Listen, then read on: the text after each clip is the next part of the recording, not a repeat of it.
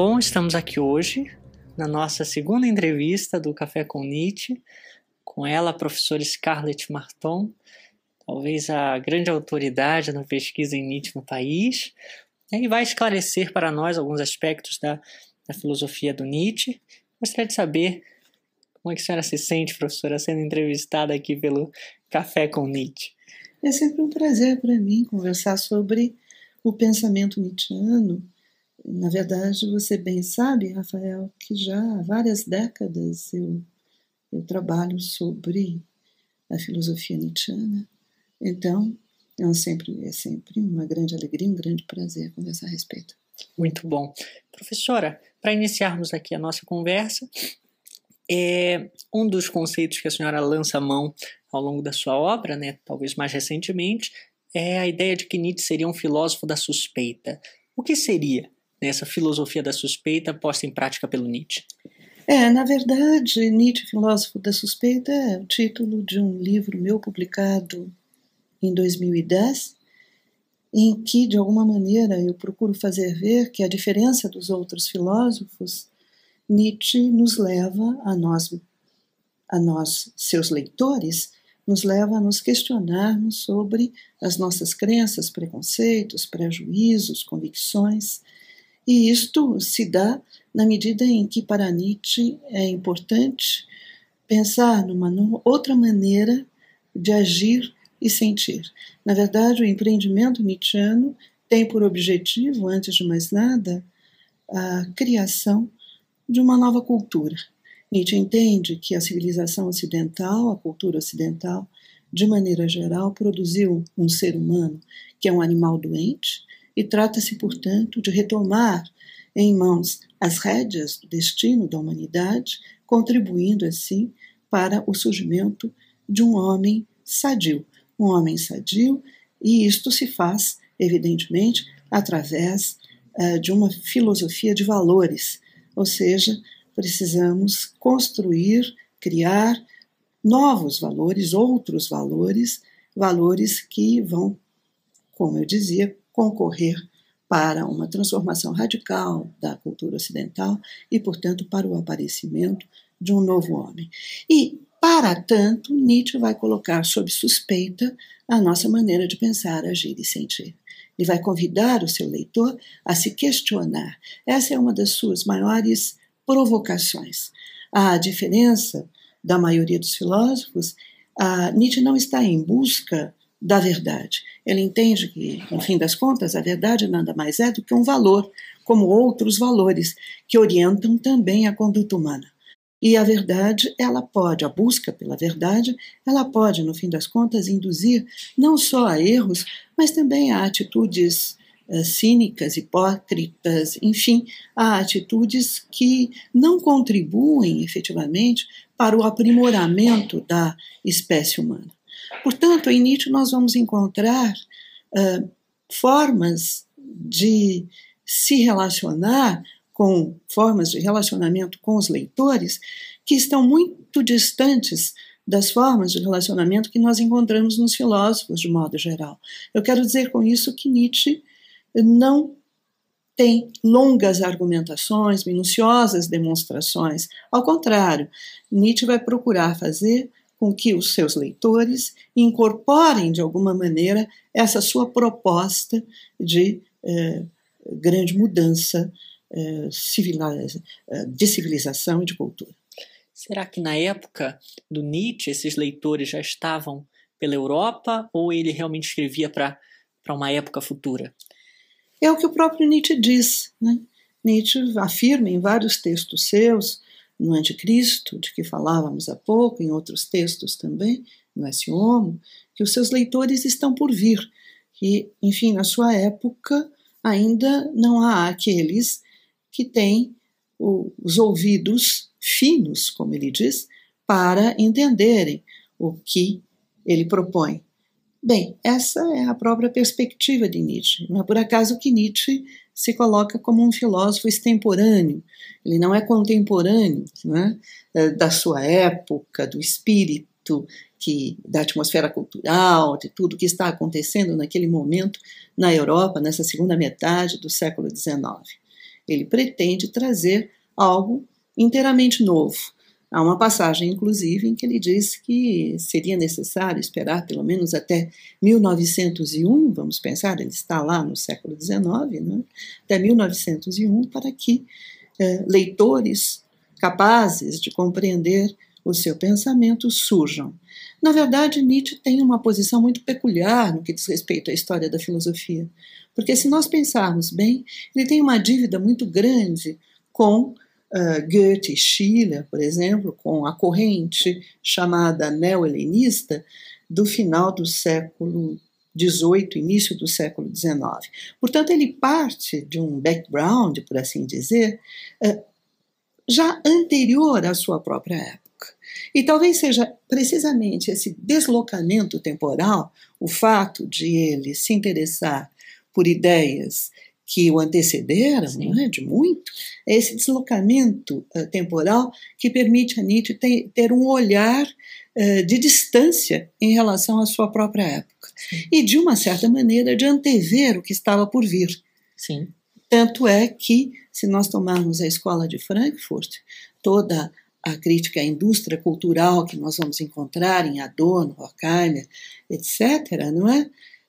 Toda esta crítica, de alguma maneira, ela já se acha apoiada, ela tem como um dos seus pilares a filosofia nietzschiana. De certo modo, até a crítica à ciência, que vai haver depois, né, por alguns pensadores, o Nietzsche também já lança mão de alguns conceitos, né, da prática científica da sua época. Sim. Aí, na verdade, eu teria algo mais a acrescentar ao que você está dizendo, Rafael, porque Nietzsche sempre teve um interesse muito grande pelas ciências, né? Tanto as ciências biológicas como, enfim, as ciências mais exatas, pela física, pela astronomia e, como eu acabei de dizer, pela própria biologia. E houve um determinado momento em que Nietzsche pensou em voltar à universidade justamente para poder dar um embasamento científico às suas ideias, o que ele acabou por não fazer. E Nietzsche vai ser um leitor de textos científicos, mas é uma leitura, sem dúvida, de segunda, de terceira, de oitava mão. Por vezes ele lê livros de divulgação científica, né?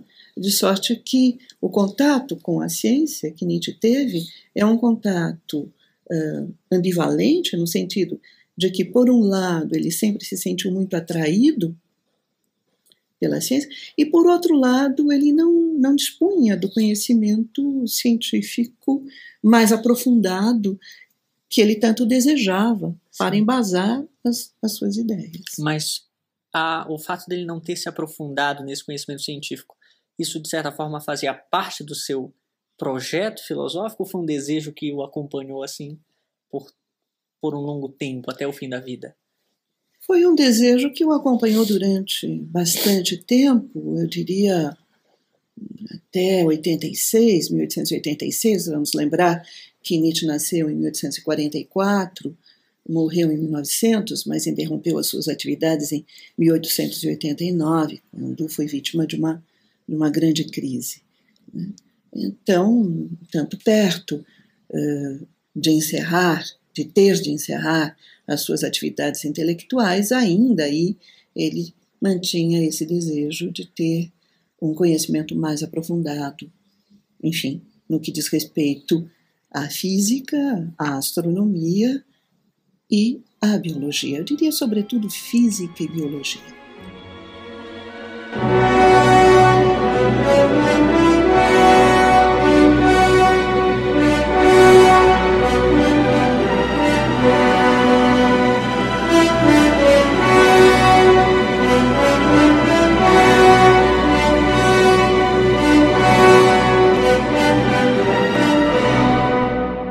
Outro ponto pertinente, professora, na filosofia nietzschiana é o conceito de vontade de potência, né, que gera muita dúvida, as pessoas geralmente tendem a confundir os termos, mas que é algo que permeia a filosofia do Nietzsche e é muito importante. Gostaria que a senhora nos dissesse o que seria essa vontade de potência. O conceito de vontade de potência, ele aparece, na verdade, em Assim Falava Zaratustra, em 1883, que, na verdade, assim falava Zaratustra, inaugura praticamente uma nova fase do pensamento nietzschiano, né? E, enfim, e a vontade de potência, ela opera num duplo registro. Ela opera, como nós falávamos dos valores há pouco, ela opera nesse registro que diz respeito aos valores, que em termos técnicos nós chamamos de axiológico. Então ela opera no registro axiológico, uma vez que já no Zaratustra, Nietzsche vai identificar vida e vontade de potência. E a vida vai ser tomada por Nietzsche como sendo o critério para avaliar as avaliações, para avaliar as apreciações de valor que criaram valores. Ou seja, qualquer apreciação de qualquer tipo, seja uma afirmação científica, seja um movimento artístico, seja uma corrente de pensamento, seja, enfim, uma organização política, o que quer que seja, uma doutrina filosófica, o que quer que seja, tem de passar pelo crivo da vida. Ou seja, não se trata de perguntar se esta doutrina, aquela teoria, aquela afirmação é verdadeira ou falsa. Porque, como nós já vimos, a verdade para Nietzsche também já é um valor. Trata-se, sim, de perguntar se esta teoria, doutrina, opinião, afirmação, proposição, o que quer que seja, de qualquer ordem, artística, religiosa, política, moral, filosófica, científica, se contribui para a expansão da vida ou para a sua deterioração. Essa é a pergunta. E Nietzsche, a partir daí, vai fazer todo um diagnóstico, como nós dizíamos, da civilização ocidental, da nossa cultura, e é a partir daí que Nietzsche vai chegar à conclusão de que a civilização ocidental está produzindo um ser humano que é um animal doentio, porque não contribui para a expansão da vida. Muito pelo contrário, contribui para a sua degeneração. Então, vontade de potência atua já nesse registro. E vontade de potência, o conceito, vai atuar também num outro registro, que é o registro cosmológico. Nietzsche vai entender que o mundo, Nietzsche parte de uma concepção grega, né? O mundo é um todo finito, fechado, e este todo finito e fechado, portanto, Nietzsche está muito distante da concepção da modernidade, do universo indeterminado e depois universo infinito, né? Esse todo finito e fechado é constituído por forças. Um número finito de forças, uma quantidade finita de forças, né? Nietzsche dirá, até num determinado momento, numa notação póstuma, que a soma da energia permanece constante no universo. E essas forças, elas querem se estender o quanto podem, sempre mais. Elas irradiam uma vontade de potência. A vontade de potência, além de ser um parâmetro, um critério no que diz respeito ao domínio dos valores, é também um elemento constitutivo do mundo. Muito bem.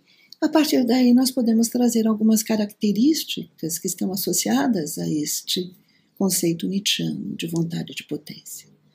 A vontade de potência não tem nada a ver com a vontade entendida como uma faculdade do homem. Eu quero, não quero, não tem nada a ver. Porque, na verdade, tudo aquilo que existe, seja matéria inerte, ou seja, vida, é constituído por uma vontade de potência. A vontade de potência não tem nada a ver com uma vontade que teria dado origem ao mundo. Não, também não. Na verdade, a vontade de potência tem a ver com o efetivar-se das forças. Sim. São as forças que querem ir sempre mais. E a vida também é constituída, as forças constituem também o ser vivo, o vivente, constituem também a matéria inanimada, como nós dizíamos. Então, é por isso que a vontade de potência pode atuar nesses dois registros, de constituição do mundo, mas também identificada a vida, dizendo respeito aos valores que norteiam a conduta humana. Certo. Então, A vontade de potência, Nietzsche, quando concebe esse conceito, ele busca em algum período da história ou tem a ver ali com as descobertas do seu tempo? Os avanços científicos, os avanços da física, da termodinâmica, teve relação com isso? Sem sombra de dúvida. Em particular, a teoria das forças. Na teoria das forças, Nietzsche está dialogando, embora, como nós já vimos, não tenha um conhecimento muito aprofundado da ciência da época, Nietzsche está dialogando com os cientistas da época.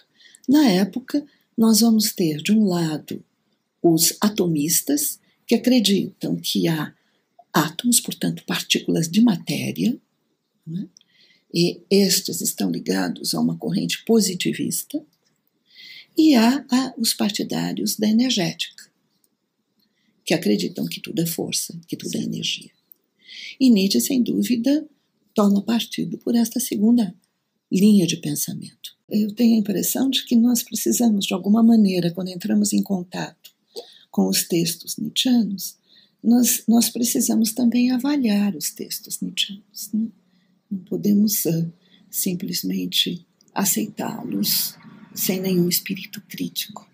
Então há em Nietzsche, sem sombra de dúvida, um aspecto muito marcado, muito datado, que diz respeito à época em que ele estava vivendo, e há também um Nietzsche extemporâneo, Sim. que de alguma maneira nos dá armas, ferramentas, se quisermos, para pensar a nossa sociedade, o momento histórico em que nos encontramos. Nesse sentido, né, de que o Nietzsche era um pensador assim, não... Era um pensador bastante infiel, no melhor sentido da palavra, no sentido de se apegar a alguma ideia, né? Ele aparentava atacar os problemas de várias perspectivas e usando várias formas aí para se chegar não a um fim, né? Mas a uma conclusão provisória. Seria isso? Exatamente, perfeitamente, Rafael. Na verdade, é interessante também pensar num outro aspecto. Claro, existe esse aspecto que é fundamental, as estratégias, né, de Nietzsche. Certo. Nietzsche é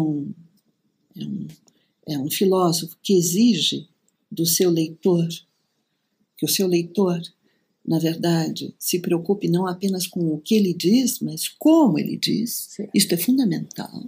É um fino estrategista, a tal ponto que ele toma por aliados alguns para combater adversários e depois se volta contra esses seus aliados, não é? Ou seja, há todo um jogo estratégico nos textos nietzschianos. É preciso ter muita atenção, estar muito atento em relação aos seus destinatários, a quem Nietzsche está destinando os seus textos, com quem ele está dialogando, de fato, né?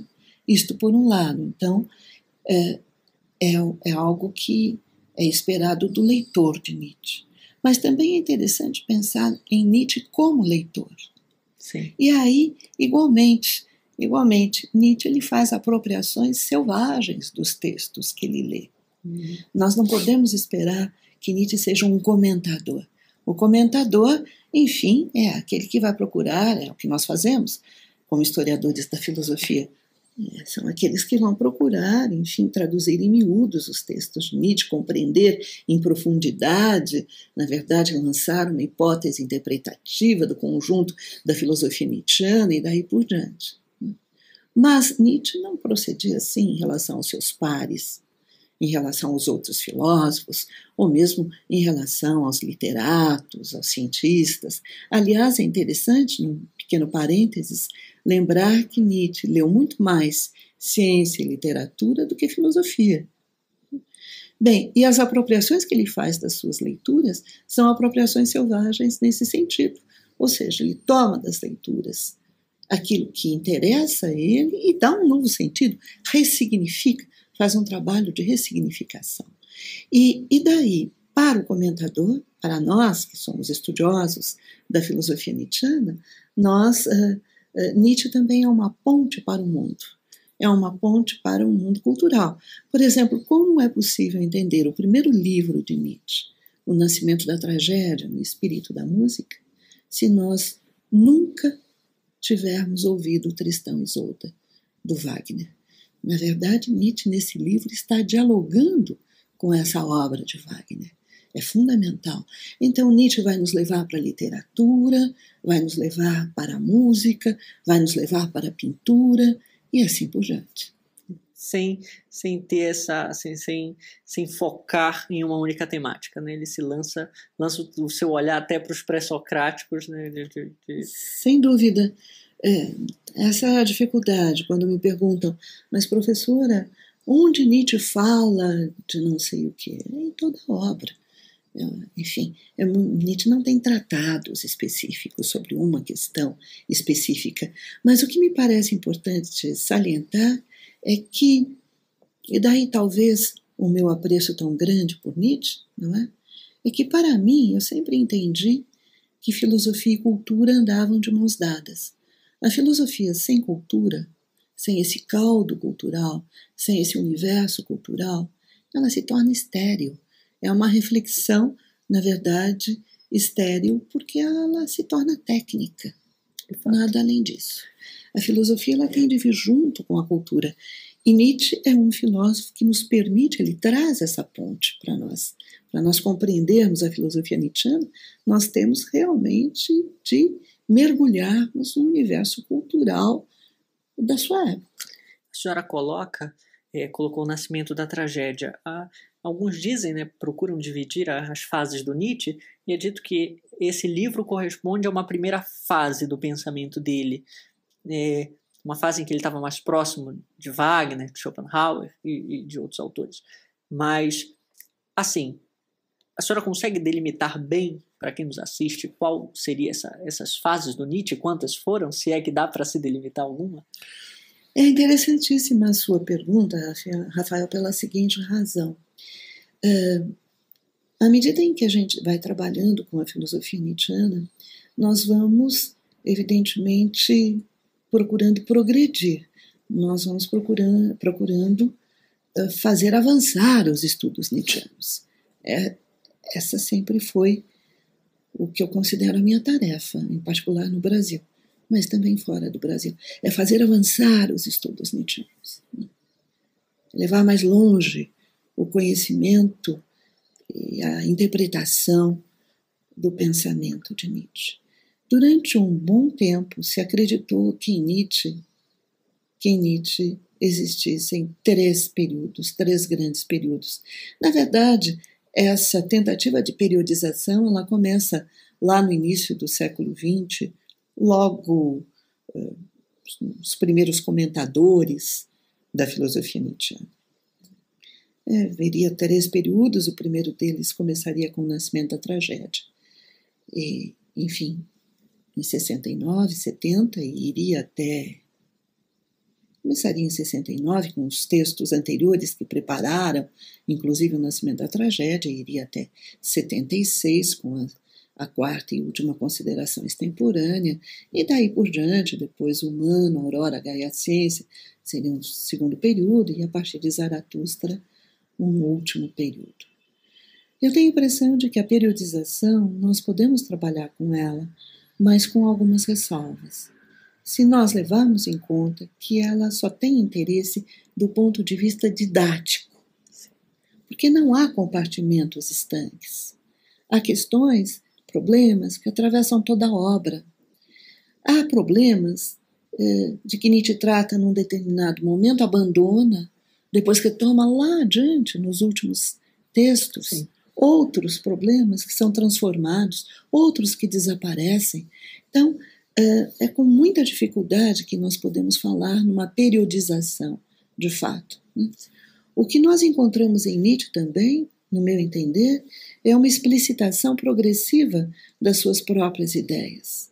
Essa questão, Nietzsche como filósofo da cultura, se fala muito em Nietzsche como filósofo da cultura, e de fato, Nietzsche é um filósofo da cultura naquele sentido primeiro de que nós falávamos, não é? Ele quer transformar a nossa própria civilização. E esse seu intuito, no meu entender, ele aparece desde os seus primeiros textos. Talvez de uma maneira um pouco mais implícita, latente, sem tanta clareza da parte do próprio Nietzsche. Sim. E à medida em que Nietzsche vai escrevendo os seus textos, eu acho que este intuito, esse propósito, ele vai se tornando mais claro e vai se tornando definitivo.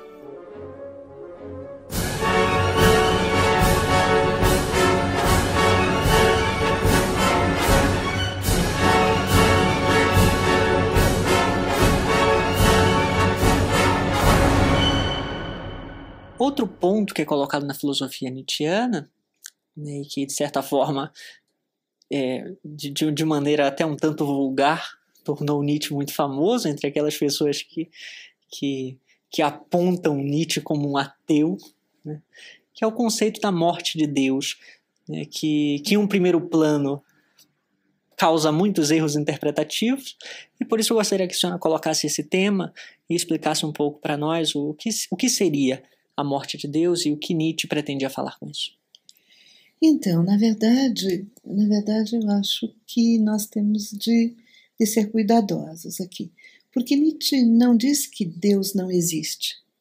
Ele diz que Deus está morto. Então, portanto, não se trata exatamente de um ateísmo.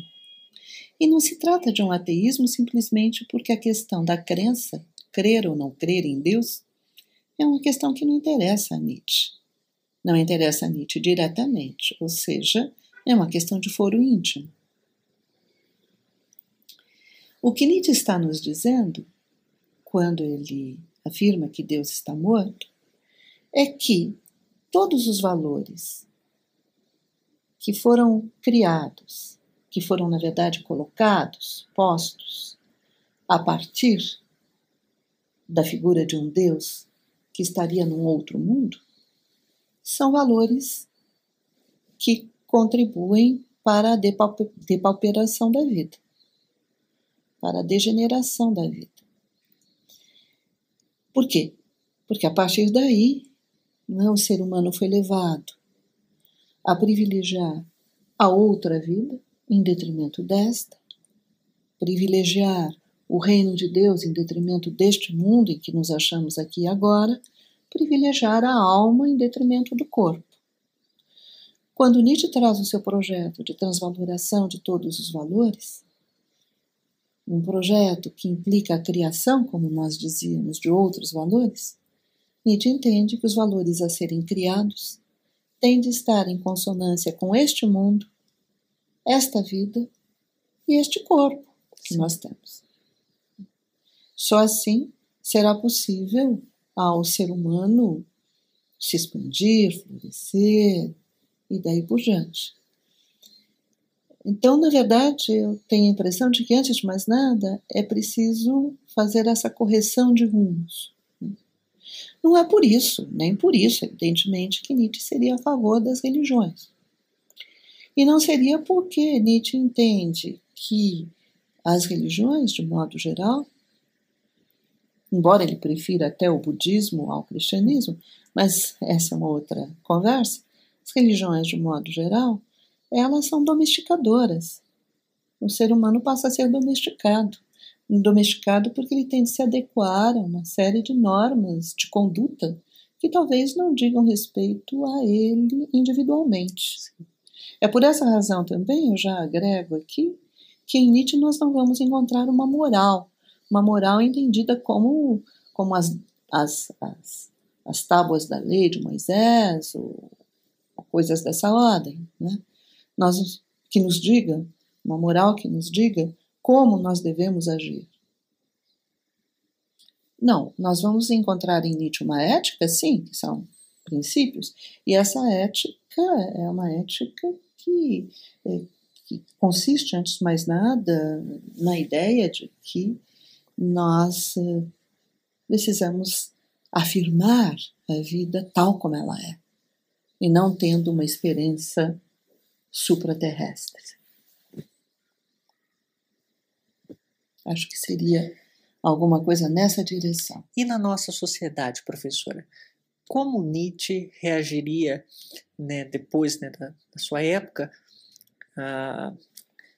a crença, de certa forma, na ciência, no potencial científico era muito grande, Mas, mesmo assim, nos séculos seguintes, os adeptos às religiões continuaram a crescer, né, e, de certa forma, na nossa sociedade, falando do Brasil, nós vemos aí um número crescente desse novo tipo de cristianismo, que, enfim, lamento muito o Nietzsche não ter vivido para falar a respeito, que seria o neopentecostalismo, o protestantismo que, de certa forma, acabou se disseminando nos países sul-americanos, né, e em outros lugares. O que é que Nietzsche falaria sobre isso?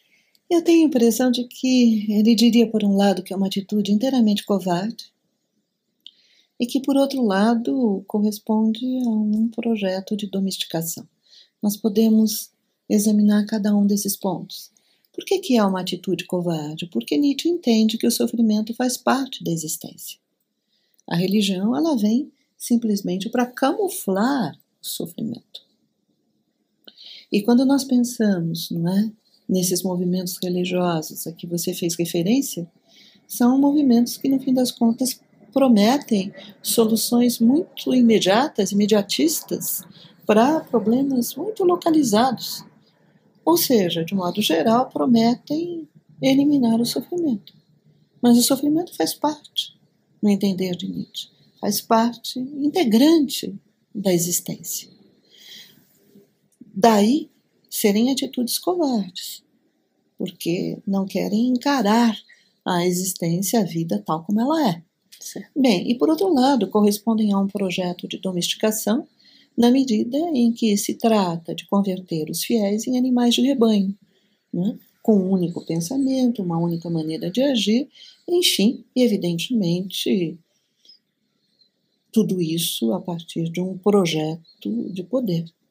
Parece uma coisa assim um tanto curiosa, porque esse tipo de pensamento, né, esse germe metafísico é uma coisa que parece que não abandona, né? O Kant tem uma colocação na Crítica da Razão Pura, no começo, em que ele diz: onde teve ser humano, esteve presente a metafísica. Isso, de certa forma, ainda se mantém na própria ciência, nós encontramos ainda essas características, e também ao longo das religiões, até da nossa sociedade, com ideologias até emancipadoras e tudo. Eu gostaria de saber, o Nietzsche via um fim definitivo à metafísica? Ele almejava isso ou não? Sim, porque a filosofia nietzschiana ela se dá no que nós chamamos de plano de imanência. Bem, primeiro precisamos nos entender sobre o sentido do termo metafísica em Nietzsche. Metafísica para Nietzsche é justamente essa duplicação de mundos. Bem, no entender de Nietzsche, nós precisamos nos ater a esta vida tal como ela é, portanto, a este mundo, ao corpo que nós temos, etc. A partir daí, toda a filosofia nietzschiana ela vai se desenvolver neste plano da imanência, recusando qualquer outro mundo, qualquer mundo transcendente, portanto, ou suprassensível. Eu tenho a impressão de que é um tanto nesse contexto que se coloca o pensamento nietzschiano. Se a metafísica consiste precisamente nessa duplicação de mundos, a partir do momento em que Nietzsche dirá Deus está morto, ele vai procurar suprimir o mundo transcendente, o outro mundo, e ficar apenas neste, então é uma grande recusa do pensamento metafísico. Certo. E não só dessa dicotomia, a metafísica trabalha com dicotomias, com dualismos, não é? Enfim, dos dualismos de modo geral, Nietzsche vai proceder a uma implosão dos dualismos, a começar por esse dualismo, este mundo e aquele, portanto este e o mundo transcendente, dizendo não, estamos num plano de imanência, o que nós temos é o que nós temos, estamos vivendo. Mas essa posição do Nietzsche, ela era uma posição de alguém que via algo para acontecer ou de alguém que queria que acontecesse? Compreendo. Eu tenho a impressão de que Nietzsche, na sua época, entendia a sua época, na verdade, como um período de grande decadência. Sim. Decadência no sentido daquilo que nós dissemos, não é? Quer dizer, a doença do animal homem se agravava, né? O deserto se expandia, enfim. E, no fim das contas, Nietzsche almejava justamente uma outra situação. Certo. E toda a sua obra foi nessa direção. Foi na direção de privilegiar, ainda uma vez, esse prosperar do ser humano. Ele enxergava traços disso já na sua época? Nada. Não, na sua época é uma época de decadência. Total. Começar pelo Wagner. Começar pelo Wagner, que se volta inteiramente para o cristianismo, já com Tannhäuser, e que termina com Parsifal. Isso. Parsifal, que desse ponto de vista, enfim, é o ápice, né, de uma obra devocional. O comprometimento do Wagner com o comprometimento do Wagner com a religião cristã. Certo. E naquela época, você tinha Wagner, e quais eram os outros protagonistas da decadência? O movimento democrático, em particular o socialismo. Nós temos naquela época socialismo utópico, socialismo científico, porque, enfim, são movimentos aí, pensando desse ponto de vista mais político, são movimentos também de domesticação. Certo. São movimentos que vão converter cada indivíduo num animal de rebanho. A ciência seria um movimento de decadência tal como era praticado naquele período? Na verdade, tudo vai ter de passar, como nós vimos, pelo crivo da vida.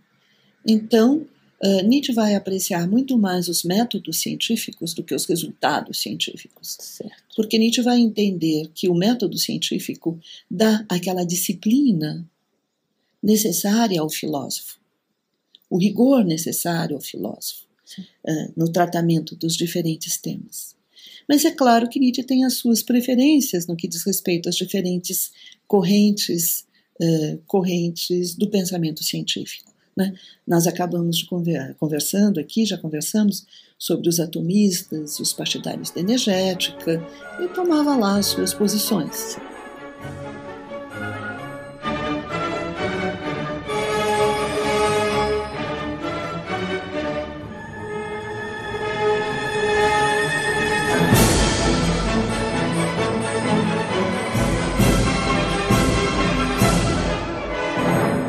Outro ponto também importante na história aí da filosofia nietzschiana é como ele foi colocado ali no século XX. Né? Nietzsche é um autor que tem grande participação entre grandes ícones aí do século XX.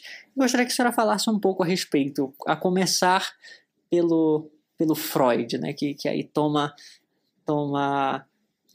entra no palco do século XX, aí arrebatando muita gente, sendo muito criticado e muito elogiado, e que, para alguns, né, a senhora pode nos dizer, se apropria de alguns conceitos nietzschianos. Gostaria que a senhora falasse a respeito. Muito obrigada, Rafael. Sim, de fato, enfim, embora Freud tivesse várias vezes nas cartas a Fliess deixado claro que ele precisaria ainda ler Nietzsche, tudo leva a crer que ele já tinha lido Nietzsche. Né? Então, nós vamos encontrar, sem dúvida, em Freud ressonâncias de vários conceitos nietzschianos, a começar pela própria teoria nietzschiana dos impulsos. Não é? E nós somos, no entender de Nietzsche, constituídos por impulsos, que seriam essas forças que constituem tudo aquilo que existe. E impulsos que fazem de nós um mero palco. No fim das contas, nós escolhemos muito menos do que nós pensamos escolher. Sim. Freud, nós já mencionamos aqui a Escola de Frankfurt com a indústria cultural. Toda essa crítica à indústria cultural vem a partir de Nietzsche também. Sim. É Nietzsche, Freud e Marx que estão lá, não é, na base da Escola de Frankfurt. Eu tenho a impressão de que poderíamos lembrar de Wittgenstein, a partir das considerações de Nietzsche acerca da linguagem. Recentemente, eu digo a questão de 20 anos, talvez, surgiram alguns trabalhos interessantes, 20, 30 anos até, sobre Nietzsche e Wittgenstein, no que diz respeito precisamente às considerações acerca da linguagem, e sim ao pensamento rebelde francês, os pensadores rebeldes, Foucault, Deleuze e Derrida, que partiram, de alguma maneira, de Nietzsche. É claro que nós precisaríamos situar, no caso dos franceses, como se dava a recepção francesa do pensamento nietzschiano. Nós temos esses três filósofos, temos também Bourdieu, Pierre Bourdieu, na sociologia, que parte igualmente, que se apropria igualmente de ideias de Nietzsche. O que ocorre naquele momento, que é a década de 60 na França. Eu não sei se é o caso de eu me estender aqui a esse respeito. Nós temos aí, o que nós temos na academia, na universidade francesa? Nós temos o que nós podemos chamar de o reino dos três Hs, que são Hegel, Husserl e Heidegger. Esses dominam a cena francesa. Então, em 62, Deleuze escreve um livro, Nietzsche e a Filosofia, e vai nesse livro dizer que o fio condutor do pensamento nietzschiano é o anti-hegelianismo. O que Deleuze está fazendo aí?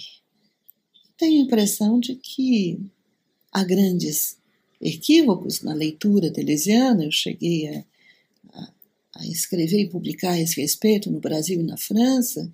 Há grandes equívocos, porque, no fim das contas, no meu entender, a dialética que Nietzsche critica não é a dialética hegeliana, é a dialética socrática. Sim. Que ele está criticando lá, por exemplo, no Crepúsculo dos Ídolos. Mas há também um intuito de Deleuze, que talvez seja o que mais conta aqui para nós. Ou seja, Deleuze muito menos como comentador, historiador da filosofia, sim, mas é o Deleuze filósofo já que está lá. Não é? E este Deleuze filósofo, na verdade, ele contribuiu muitíssimo para que Nietzsche entrasse para a seara filosófica.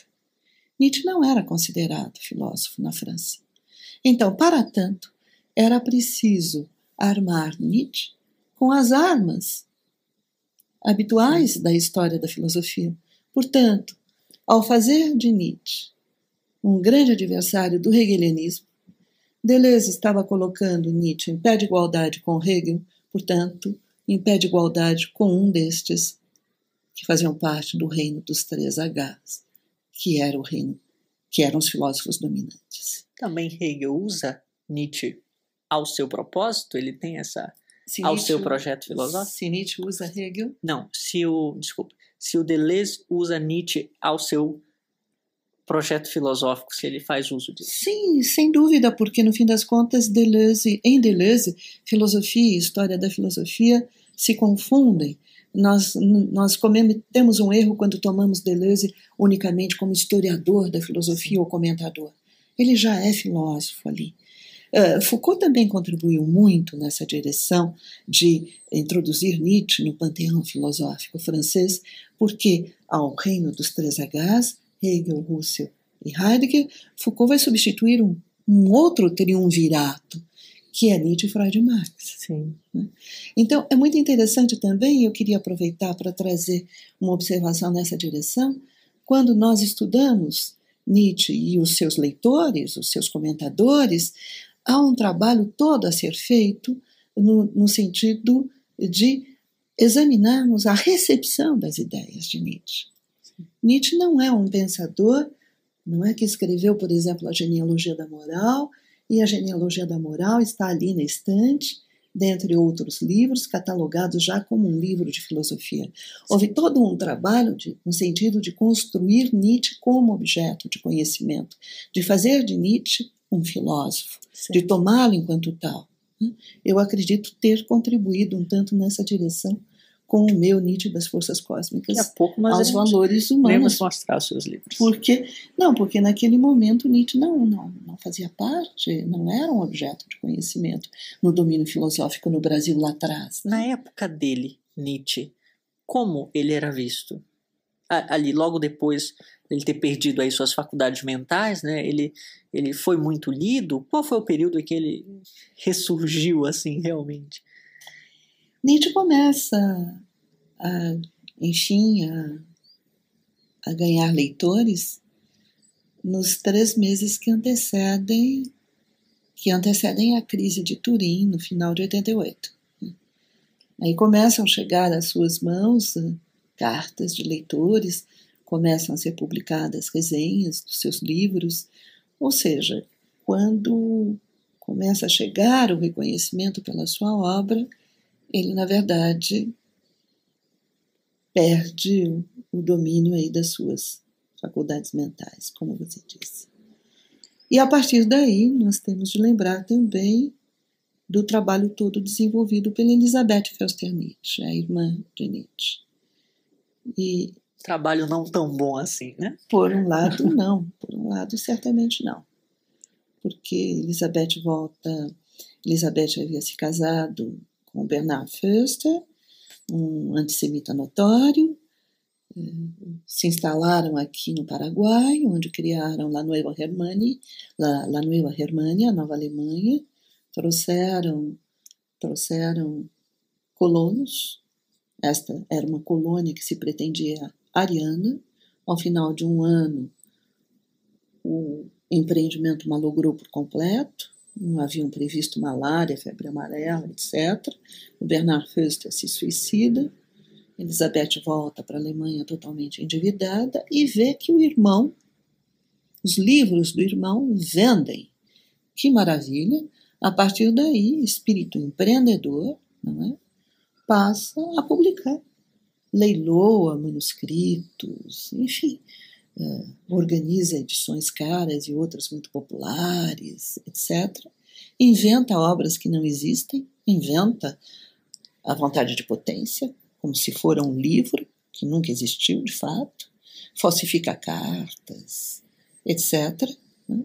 E nesta passagem, nesta virada do século XIX para o século XX, ela faz de Nietzsche um mito, até a morte de Nietzsche.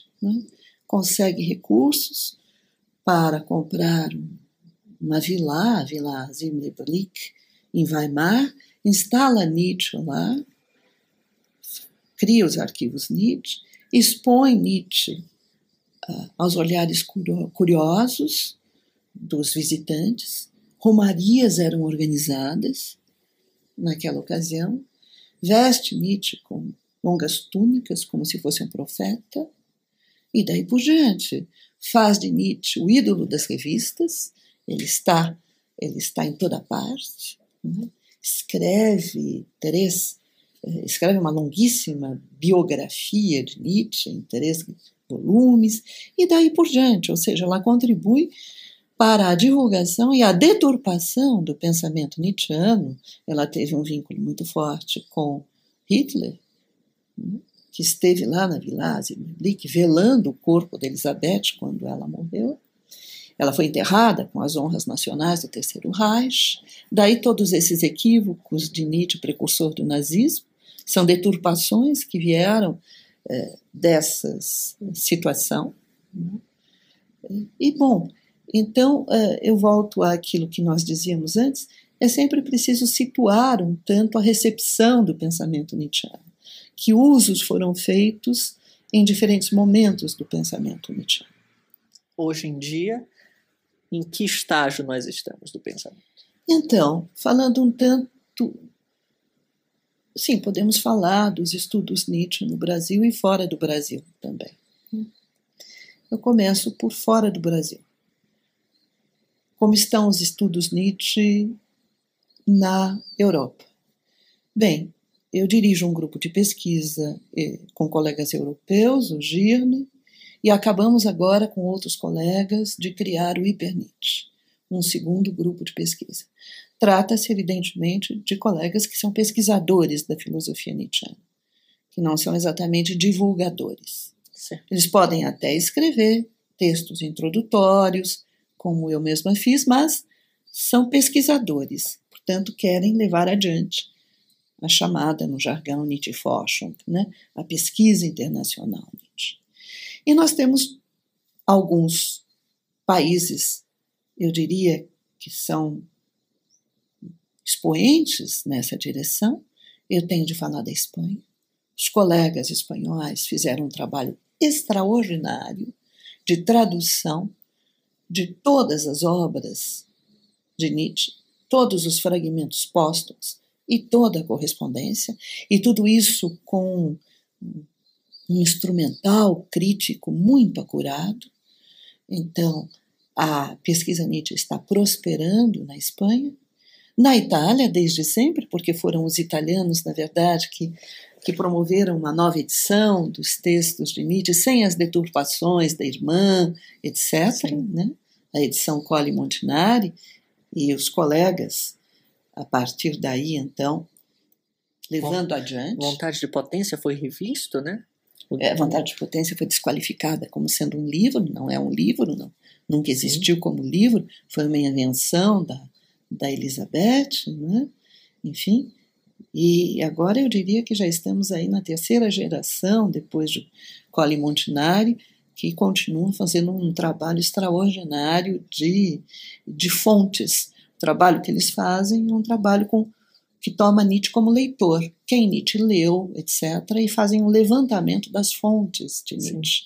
Então é um trabalho que vai nessa direção. Na Alemanha, nós tivemos um momento extraordinário na década de 70, com Müller-Lauter, que criou o Nietzsche Studien, uma revista especializada, um momento em que a Alemanha ainda estava dividida em Alemanha Oriental e Alemanha Ocidental, e, enfim, com muitos problemas. Na Alemanha Oriental se tomava Nietzsche como um autor em favor da burguesia alemã, um grande equívoco, não é? Na Alemanha Ocidental havia o Nietzsche ainda, essa sombra do Nietzsche como precursor do nazismo, e Müller-Lauter conseguiu introduzir Nietzsche como filósofo na Alemanha. Depois, enfim, os discípulos que ele formou ou faleceram antes dele ou tomaram outros rumos, e agora talvez esteja surgindo uma nova geração que está voltando a trabalhar com Nietzsche na Alemanha.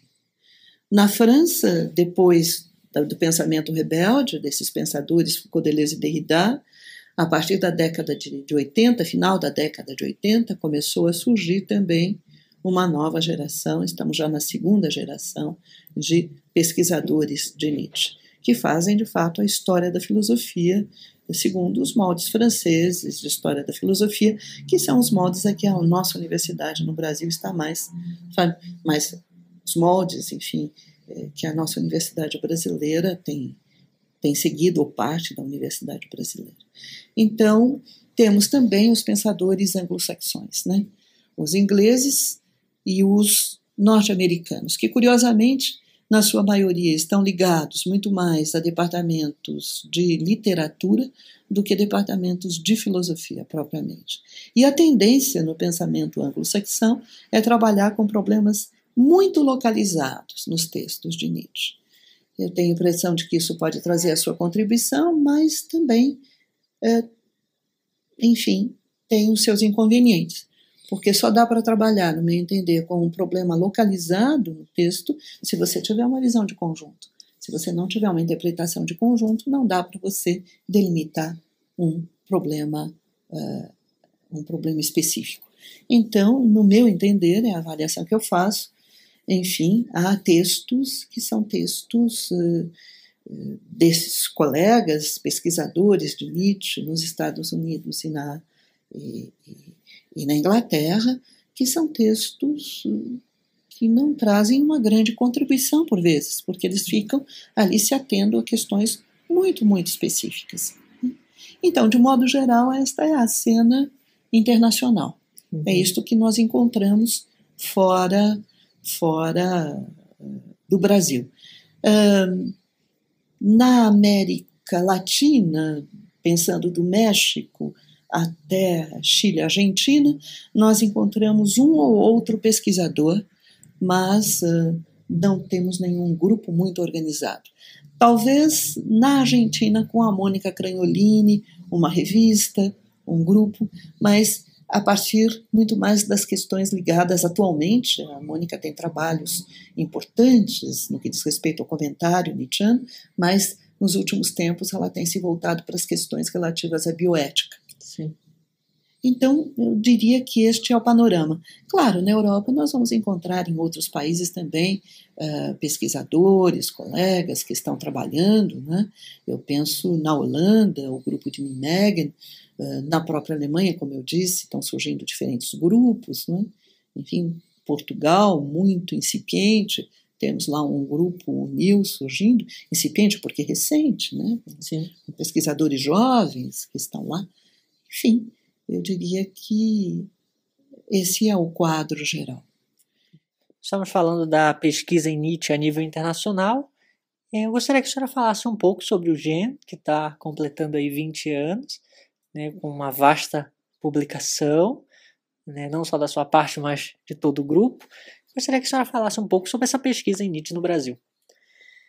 Tá muito bem. Então, o GEN, na verdade, ele foi fundado oficiosamente, digamos, em 1989. Foi quando eu reuni pela primeira vez um grupo de estudantes para trabalharem comigo. Nós passamos 4 anos e meio lendo Assim Falava Zaratustra, 6 meses para o prólogo e depois 1 ano para cada uma das partes do livro. E a partir daí, enfim, o GEM começou a se formar enquanto um grupo de pesquisa.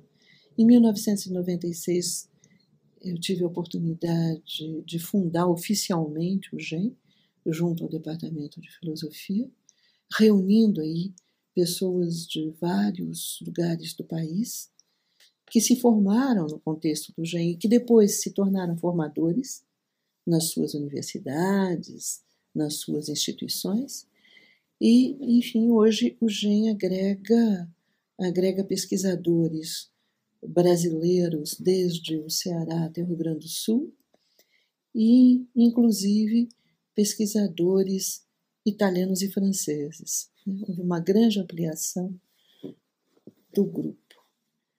Sempre foram as 3 frentes de atuação do GEM.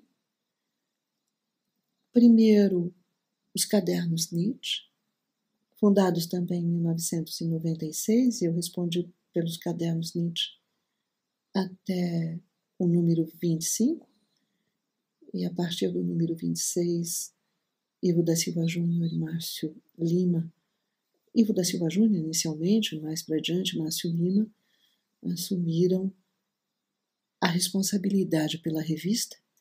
Eu queria dizer que a revista, na verdade, ela está classificada pelo Qualis Periódicos da CAPES, que são esses mecanismos, não é, de classificação dos periódicos brasileiros de filosofia.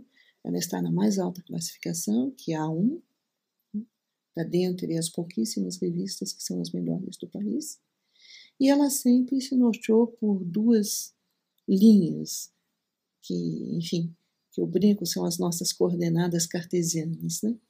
Uma linha horizontal, na medida em que nós publicamos todas as escolas, todas as interpretações, as mais diferentes da filosofia nietzschiana. Então, nós já publicamos estudiosos alemães, austríacos, ingleses, franceses, espanhóis, portugueses, italianos, holandeses, belgas, norte-americanos, ingleses e, enfim, pesquisadores de toda a América Latina. Portanto, não fazemos nenhum tipo de seleção no que diz respeito à linha interpretativa da filosofia nietzschiana, e um eixo vertical, na medida em que cada número publica desde pesquisadores estrangeiros e brasileiros mais experimentados até pesquisadores bem mais jovens, inclusive mestrandos e doutorandos. Esse mesmo eixo vertical e horizontal foi levado para os encontros Nietzsche. Na verdade, ainda uma palavra sobre a revista. A revista inicialmente era uma revista semestral, atualmente é uma revista que sai 3 vezes por ano, ela é quadrimestral. E a revista também ela é organizada contemplando um núcleo temático, e nos últimos tempos há vários dossiês que vêm sendo organizados sobre a recepção de Nietzsche no Brasil, o que me parece muito importante para poder continuar levando adiante a pesquisa Nietzsche no nosso país. enfim, como nós falávamos, a questão da recepção é uma questão crucial para nós podermos situar o pensamento do autor. Bem, mas as coordenadas cartesianas do eixo vertical e horizontal também foram levados para os encontros Nietzsche. Nos encontros Nietzsche sempre procuramos convidar e receber pesquisadores estrangeiros, nacionais e até mais jovens, também pesquisadores mais jovens. O 40º Encontros Nietzsche, a 40ª edição, deverá ocorrer agora no mês de setembro, na Universidade Federal do ABC, em torno de um tema. O tema desta vez é Nietzsche, Tempo e História. E por fim, a coleção de livros, a terceira frente de atuação do GEM, é a coleção de livros Sendas e Veredas. Eu ainda sou a editora responsável por essa coleção, que tem 2 rubricas, uma rubrica ensaios, em que foi possível publicar, enfim, obras de referência na pesquisa Nietzsche, como o livro do Patrick Wettlinger, Nietzsche e o Problema da Civilização, ou então a obra do Giuliano Campione, Nietzsche e o Espírito Latino, que são referências na pesquisa Nietzsche internacional. E há uma outra rubrica que é recepção, precisamente, e aí foi possível organizar livros em torno. O último foi sobre a recepção espanhola, de Nietzsche na Espanha, mas também houve na Alemanha, na América do Sul, na França e na Itália. Bem, isto de modo geral. Eu queria ainda trazer a notícia de que o último livro publicado nas Sendas e Veredas foi o Dicionário Nietzsche. Saiu no ano passado. O Dicionário Nietzsche foi uma obra coletiva do GEM, ou seja, nós fizemos conjuntamente 13 integrantes do GEM, não todos, mas 13 integrantes do GEM, trabalharam conjuntamente na produção desse dicionário, que tem as suas características muito específicas. Ele está voltado não só para o público especializado, mas como o público em geral, interessado em Nietzsche, né? Eu tenho a impressão de que tem um espectro muito amplo e foi interessante como trabalho também, porque cada um dos 13 pesquisadores se responsabilizou por verbetes que tinham a ver mais diretamente com a sua própria pesquisa. Então, é um trabalho de especialistas, né, que nós temos aí. Agora, em setembro, será lançado um livro, não no nosso contexto, por uma outra editora, mas também organizado por 2 colegas do GEM, o Luiz Rubira e o Eduardo Nasser, que é um Festschrift em homenagem aos 20 anos de existência do grupo. E daí nós contamos com textos dos mais diferentes pesquisadores estrangeiros, que cederam textos, por vezes inéditos, para este livro, que tem por título Nietzsche no século XXI. Então, isto de modo geral diz respeito ao trabalho que vem sendo desenvolvido no GEM desde 1989, ou oficialmente desde 1996, que é um trabalho feito a duras penas. Isto é importantíssimo frisar. Em primeiro lugar, porque o apoio institucional nunca é o apoio que se espera, pelas mais diferentes razões. Uma delas, inclusive, as redes de poder, que existem nas universidades, nas agências de fomento à pesquisa, etc. Então, é um trabalho, na verdade, de inteira responsabilidade do grupo. O grupo não conta e nunca contou, raramente contou, né, com o apoio externo. Outro ponto que eu gostaria de salientar, que também é feito, também é um trabalho feito a duras penas, e eu acho que o GEM se inscreve aí, também tem esse propósito, é fazer avançar os estudos nietzscheanos no país, é fazer avançar a pesquisa Nietzsche no país. Isso se deve, a meu ver, a vários fatores, mas um deles diz respeito à nossa própria maneira de ser. Eu queria dizer que no Brasil há o hábito, no meu entender, inteiramente nefasto, de recomeçar do zero permanentemente. O tempo todo no Brasil nós estamos recomeçando do zero. Isso significa que nós temos um conhecimento extremamente deficiente da nossa história e da nossa identidade. Sem o conhecimento da história, não se sabe mais quem se é. Eu tenho a impressão de que é algo crônico no nosso país e que se reflete igualmente no que diz respeito à pesquisa nietzschiana e, de modo mais amplo, à pesquisa filosófico-científica. Basta atingirmos um determinado patamar para termos de começar outra vez do zero. Este é um problema, portanto, crônico. Eu acho que há um outro problema também, que talvez date do ano 2000, um pouco antes do ano 2000, é que Nietzsche se tornou um filósofo pop. E isto significa que o tempo todo nós temos de separar o joio do trigo. As boas traduções das traduções que não são absolutamente confiáveis, o artigo feito às pressas, apenas para que o autor tenha visibilidade, da pesquisa a longo prazo, cotidiana, com muito custo, com alto investimento pessoal. Então, eu diria que, no fim das contas, também é um sintoma da época, né? Sim. Também faz parte daquilo que nós chamamos de zeitgeist, do espírito da época, em que, por vezes, estudiosos que não são tão estudiosos assim, mas graças a uma espécie de marketing filosófico, se convertem em grandes nomes. Isso nós verificamos em toda parte, no fim das contas, em todos os setores, em todos os domínios de atividade no nosso país. Sim. Bem, de qualquer maneira, a minha intenção em fundar o GEM encontrou um primeiro impulso na minha própria história.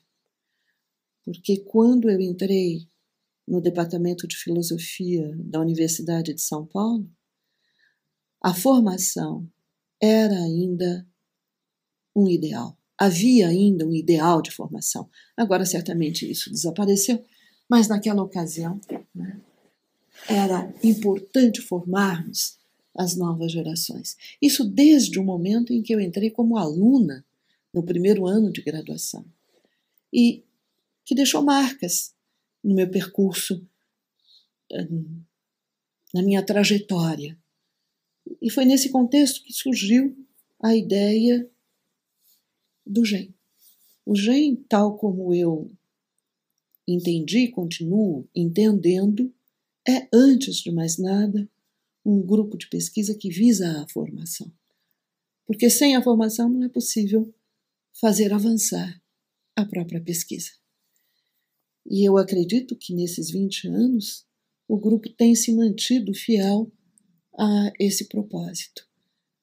E agora, na verdade, em que pesquisadores mais jovens que eu estão tomando a frente do grupo, é com grande alegria que eu noto que este ideário permanece existindo. Isso é ótimo. Isso é ótimo. Então, muito obrigado pela sua entrevista. Foi muito bom. Tenho certeza que todos que acompanharam gostaram. Muito esclarecedor. Esperamos que possamos fazer outras, né, que possamos aí ter mais 20 anos de GEM pela frente, mais 20 anos de textos seus aí publicados. E é isso. Muito obrigado. Obrigado a todos que assistiram e até a próxima. Eu agradeço a você, Rafael, e agradeço a todos. Obrigado.